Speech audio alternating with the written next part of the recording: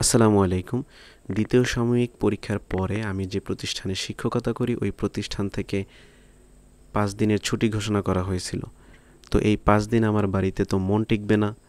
তো চিন্তা করলাম কোথায় ঘোরা যায়।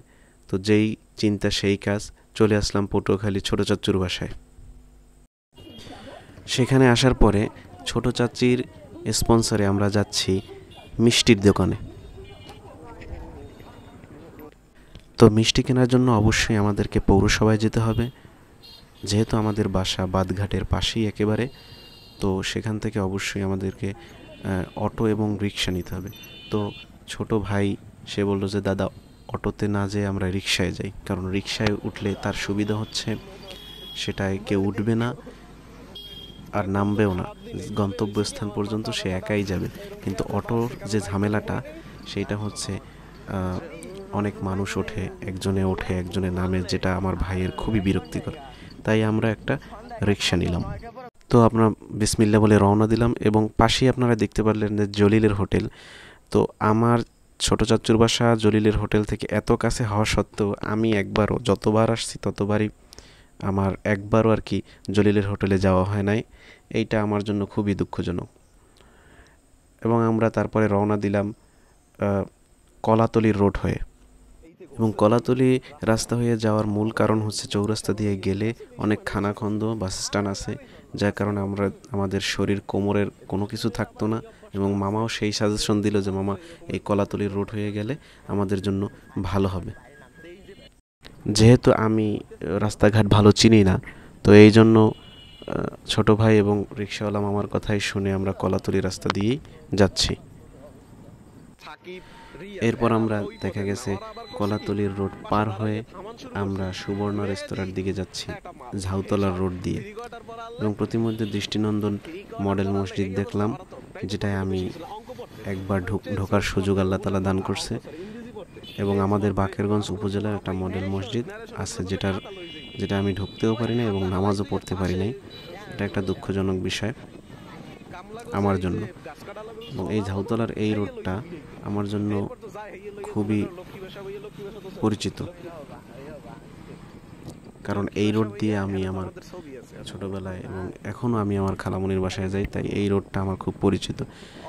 আপনারা জানেন ইতিমধ্যে আমাদের আওয়ামী লীগ সরকার পতন হয়েছে, যে কারণে এই ঝাউতলা রোডে যেতে জেলা প্রশাসকের কার্যালয়ের সামনে বঙ্গবন্ধু শেখ মুজিবুর রহমানের কিছু মূর্তি ছিল এবং এই যে গোল চত্বরটা, এখানেও একটা বড় একটা মূর্তি ছিল। তো 5ই আগস্ট যে স্বাধীনতার পরে এই মূর্তিটা এবং বঙ্গবন্ধু, আপনারা জানেন দেশের সব জায়গায় যে মূর্তি ছিল এগুলো সব ভেঙে ফেলা হয়েছে। এটা আসলে তাদেরই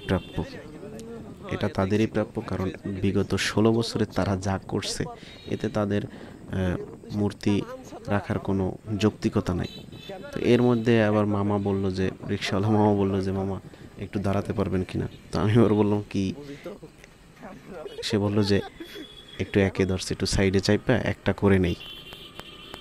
এরপর আমরা ঝাউতলার রোড দিয়ে যাইতেছিলাম, তো দেখলাম এখানে মেলা চলতেছে। তো আমি রিক্সাওয়ালা মামার কাছে জিজ্ঞেস করলাম যে কী মেলা। এরপরে দেখা গেল আমরা নিজেরাই দেখতে পেলাম যে এটা হচ্ছে বৃক্ষ মেলা 2024, সম্ভবত 2024-এর বৃক্ষ মেলা চলতেছে। এরপর আমরা এই রোড থেকে, এরপরে পাশেই আর একটা মেলা হচ্ছিল। তো আমার ছোট ভাই বলল যে দাদা ওখানে প্রায় মেলা হয়। তো আমরা এক বন্ধু আসছিল কুষ্টিয়া থেকে, ও বলছিল যে মেলা দেখবো। তো আমরা তো দেখা গেছে গেটে টাকা দিয়ে ঢোকা লাগে, এই টাকা তো দেওয়ার পাত্র আমরা না। তো চিন্তা করলাম যে কিভাবে দেখা যায়। এরপরে আমরা 6-7 জন 8 জন বন্ধু বান্ধব মিলে দেওয়াল টপকাই ঢুকলাম। তারপরে কথা বলতে বলতে আমরা সেই পৌরসভার কাছে চলে আসলাম এবং এর কিছু দূর যাওয়ার পরেই সেই কাঙ্ক্ষিত সুবর্ণ রেস্তোরাঁটা বলতে গেলে একরকমের আমাদের বরিশালের যে শশী মিষ্টান্ন ভাণ্ডার ওই রকমেরই, একেবারে কেমন জাঁকজমকপূর্ণ না, কিন্তু এর সুখ্যাতি রয়েছে। তো আমি ভাইয়ের কাছে শুনলাম মোটামুটি সুবর্ণ রেস্তোরাঁর নাম এদিকে এখন মোটামুটি এখন ভালোই চলে, কিন্তু তার চেয়েও এখন যেটা ভালো চলে আমাদের বরিশাল পটুয়াখালী হাইওয়ের পাশে যেমন পাগলার পর থেকে পটুয়াখালী চৌরাস্তার পর একটা বদরপুর নামক স্থান আছে, ওখানে মিজানের মিষ্টি আছে। ওই মিষ্টিটা মোটামুটি এখন পটুয়াখালীর ভিতরে ভালোই ফেমাস। রাস্তার পাশে পড়ার কারণে এবং পাগলা থেকে ধারে হওয়ার কারণে আমিও কয়েকবার গিয়ে খাওয়ার সুযোগ হয়েছে। এবং আমাদের বাড়ির এবং এই লেবুখালীর এপারে যত ধরনের আচার অনুষ্ঠান, মিলাদ মাহফিল হয়, দেখা গেছে এই মিজানের মিষ্টিই আনা হয়। এর আগে তো দেখা গেছে পাগলার ফরাজির মিষ্টান্ন ভাণ্ডার খুবই জনপ্রিয় ছিল, ওইটার নামডাক এখন আর নাই বললেই চলে। তো এখন হচ্ছে সবাই ওই মিজানের মিষ্টিই নেয়। তো আমাদের মিষ্টি নেওয়া শেষ এবং আমরা ক্যাশে যে কাঙ্ক্ষিত যে বিলটা ওইটা পে করার জন্য দাঁড়াইছি। এর মধ্যে দেখা গেছে যে মিজানের মিষ্টির আপনার যে জনপ্রিয়তা সেটা হচ্ছে গিয়া এমন পর্যায়ে চলে গেছে যে বিভিন্ন ধরনের ইউটিউবাররাও তারা এই মিজানের মিষ্টির প্রশংসা করে ভিডিও বানাইছে।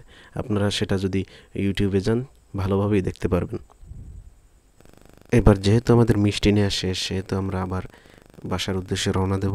এই জন্য আমরা রিক্সা ঠিক করতেছি। রিক্সা মামা ঘুরাই আসছে।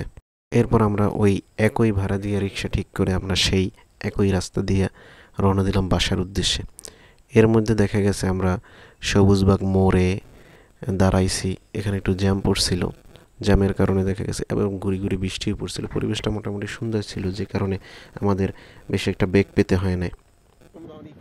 এরপরে দেখতে দেখতে মাশাআল্লাহ আমরা সেই কাঙ্ক্ষিত বাদঘাটের দিকে রওনা হওয়ার পরে বাদঘাটের কাছাকাছি এসে পড়লাম হাইওয়েতে।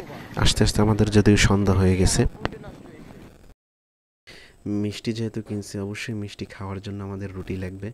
তো বাদঘাট নামার পরে আমরা আমাদের চাচ্চুর পরিচিত একটা দোকান ছিল, সেই দোকান থেকে আমরা একটা পাউরুটি নেই এবং বাসায় 2 দিন যাবৎ পেস্ট ছিল না, তো সেই আমরা পেস্ট নেই এবং তারপর বাসার উদ্দেশ্যে রওনা দিই। এরপরে বাসায় আসার পর মিষ্টি ভাগ করতেছে আমাদের ছোট বোন, কারণ সে ভাগ বাটোয়ারায় খুব পটু। কারণ আমি আর আমার ছোট ভাই যদি ভাগ করতাম তাইলে হয়তো ঘরের অন্যান্য মানুষজন না খেয়েই থাকতো। তো ধন্যবাদ সবাইকে।